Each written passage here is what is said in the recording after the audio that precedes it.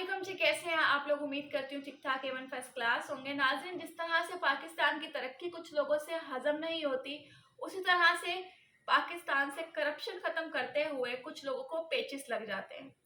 गुज़श्ता चंद रोज में जिस तेजी के साथ आटा चोर, चीनी चोर, मंशियात फरोश, स्मगलर्स और जखीरा अंदोजों के खिलाफ ऑपरेशन कामयाबी से जारी है, इसकी मिसाल पाकिस्तान की तारीख में नहीं मिलती, जिसके नतीजे में डॉलर नीचे आया है।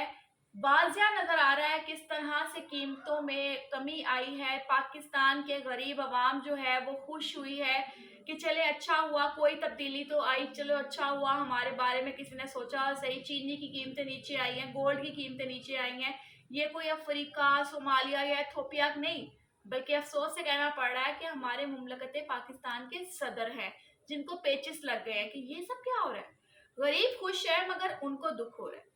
अच्छा भला मौशियत का पहिया चल रहा था कि आरिफ अलवी साहब, जिनको सब जानते हैं और गरीबों के दिल के बादशाह हैं वो ही गरीब जो हैं उसी को मारने के लिए वो कोई ना कोई शिकार बना रहे होते हैं कि किस तरह से गरीब जो है दुनिया से खत्म करे।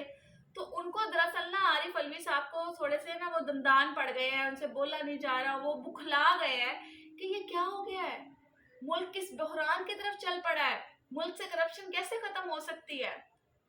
याद रखिए कि अबूरी सदर को, जो कि आईनी तौर पर अपनी मुद्दत पूरी कर चुका हो, वो किसी लिहाज से ना तो इलेक्शंस की तारीख दे सकता है और ना ही पॉलिसीज पर कोई भी असर अंदाज हो सकता है, किसी किस्म की पॉलिसी पर। सदर अलवी साहब जो हैं, अपनी लीगल टीम, अटॉर्नी जनरल और माहिर कानून ये बात वाज़ा तौर पर बता चुके हैं उनको कि वो ये काम कानूनी तौर पर नहीं कर सकते हैं, लेकिन पार्टी प्रेशर और मोहतरमा बुशरा बीबी की सख्त हदायत पर वो ये काम करने का सोच चुका है। अपनी घटिया छोटी सोच से आरिफ अलवी अल्फाज कहने नहीं चाहिए मगर माजरत के साथ कि कई दफ़ा पाकिस्तान के लिए बुरा कर चुके हैं और ये बात साबित भी हो चुकी है। ना तो गरीब अवाम का दर्द इसके सीने में है और ना ही रियासत का, तो किस बात पे ये जो है रियासत के रोले डालते हैं।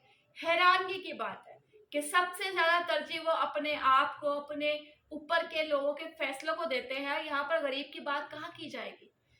इस वक्त जब डॉलर का रेट पाकिस्तान में काफी अरसे बाद एक तारीखी हद तक कम होकर ओपन मार्केट में 298 और इंटर बैंक में जो है वो 300 रुपये हो चुका है।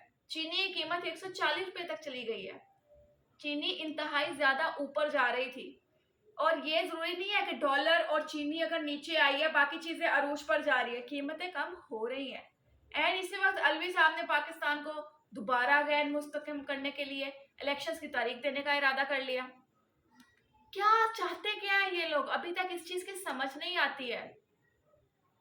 तो यही बात है कि इस तरह की हरकतें करने के बाद तारीख में लिखा जाएगा कि ऐसे गद्दारों को कभी माफ ना किया जाए जो पाकिस्तान की तरक्की के लिए कभी खुश नहीं हो सकते।